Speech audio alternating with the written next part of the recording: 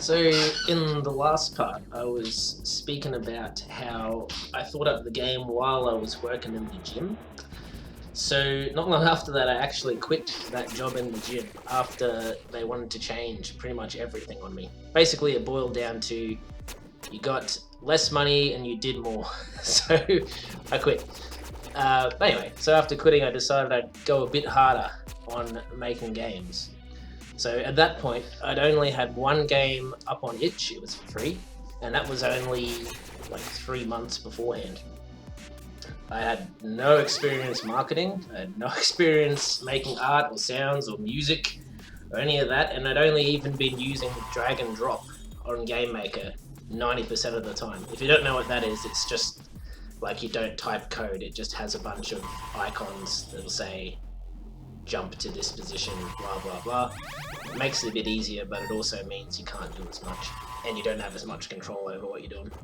So at this point, Roopit and Boopit had no animations, there was no shading in the sprites, and I didn't know what a color palette was. I was that art illiterate, and the controls weren't that great either, so I mean, it was still playable, but it was not impressive. The only thing it did have going for it was it had an awesome music track.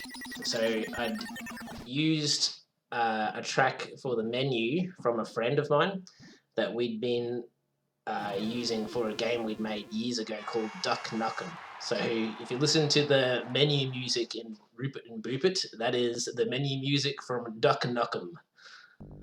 Yeah, and then for the rest of the music, I got permission from this artist called Modem to use his music in the levels. I'd heard a lot of his work years ago. I just loved it.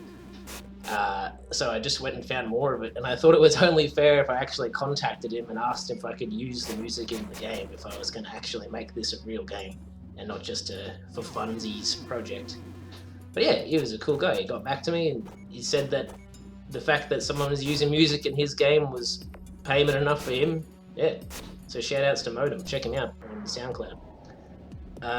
And at this point too, I started keeping a development log on itch and on TigSource. So I found that on itch I had a lot more interactivity with the other developers, and it turned out to be pretty great.